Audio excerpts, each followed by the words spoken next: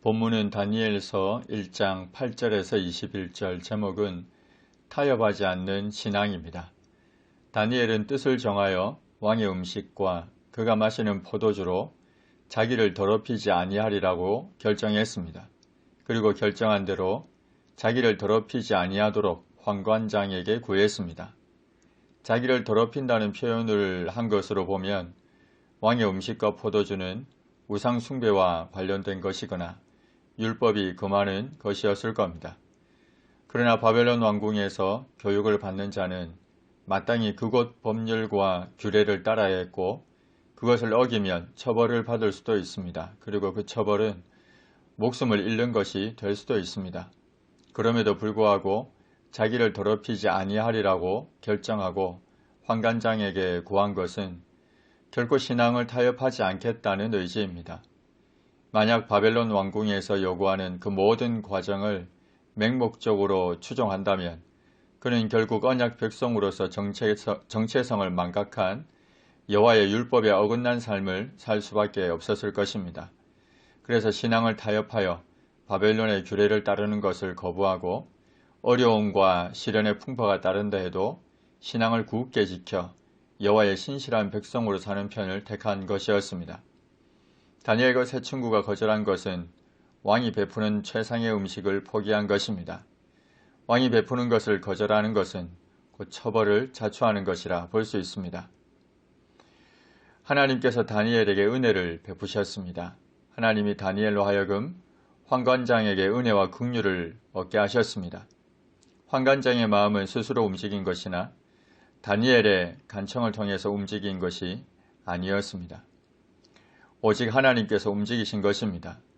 다니엘과 전혀 상관없는 이가 다니엘에게 이토록 진실한 사랑, 뜨거운 애정을 품게 된 것은 결코 우연의 산물이라거나 다니엘이 지닌 인간적인 매력 때문만으로는 설명하기 어렵습니다.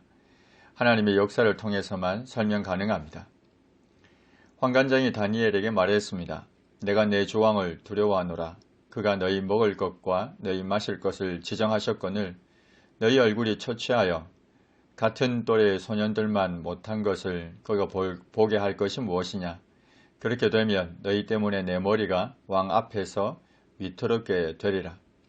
느부갓네살 왕은 성정이 사납고 성질이 급하여 자신의 마음을 불쾌하게 할 경우에 상대가 누구든 단번에 극형을 가할 정도로 완고한 성정을 가진 자였습니다. 왕의 곁에서 그를 보좌한 환관장은 이러한 왕의 성격을 잘 알고 있는 터라 자신이 임의대로 다니엘의 청을 들어주었다가 다니엘과 그 친구들의 건강 상태가 나빠지면 왕에 의해 즉위뿐 아니라 목숨까지 잃을지 모른다고 생각했던 것입니다. 그러자 다니엘이 자신과 세 친구들을 감독하는 자에게 이렇게 말했습니다. 청하오니 당신의 종들을 열흘 동안 시험하여 채식을 주어 먹게 하고 물을 주어 마시게 한 후에 당신 앞에서 우리의 얼굴과 왕의 음식을 먹는 소년들의 얼굴을 비교하여 보아서 당신이 보는 대로 종들에게 행하소서. 다니엘은 자신감을 가지고 말합니다. 다니엘이 이처럼 자신감 있는 태도로 말한 것은 하나님의 역사를 통해 나타날 놀라운 일을 기대하고 있었기 때문입니다. 사실 고기 및 기름진 음식을 먹는 자들보다 채소 물만을 먹으면서 얼굴빛이 더 좋아지기를 바란다는 것은 비상식적인 일입니다. 그러나 다니엘은 그 결과에 대해 전적으로 주권자 여호와 하나님께 온전히 맡기고 그런 제안을 한 것입니다. 여기서 말하는 채식은 야채와 모든 종류의 곡식류와 과일까지 포함한다고 보아야 합니다. 그리고 포도주 대신 물을 달라는 것은 술이 이방의 제사와 관련되어 있을 수도 있고 방탕한 생활을 지향하고 경건하고 거룩한 삶을 영위하고자 함이라 볼 수 있습니다. 결국 감독자가 다니엘과 세 친구의 말을 따라 열흘 동안 시험했습니다. 그랬더니 열흘 후에 그들의 얼굴이 더욱 아름답고 살이 더욱 윤택하여 왕의 음식을 먹는 다른 소년들보다 더 좋아 보였습니다. 이는 왕의 음식을 먹는 다른 소년들의 건강 상태가 악화되었다는 의미가 아닙니다. 다니엘과 세 친구들의 건강 상태가 이들의 건강 상태보다 더 좋아졌다는 의미입니다. 결국 감독하는 자가 그들에게 지정된 음식과 마실 포도주를 제하고 채식과 물을 주었습니다. 다니엘과 세 친구를 감독하는 사람도 드러난 결과를 통해 다니엘의 신앙을 인정하고 그의 신념을 지킬 수 있도록 배려해 주었습니다. 무엇보다 다니엘은 자신이 지키고자 했던 신앙과 거룩한 백성으로서 정체성, 하나님 앞에서 바른 삶을 사는 것이 얼마나 참된 것이며 복된 것인지를 이 시험을 통해 실제로 체험하고 또 그것을 이방인들에게 입증해 보였습니다.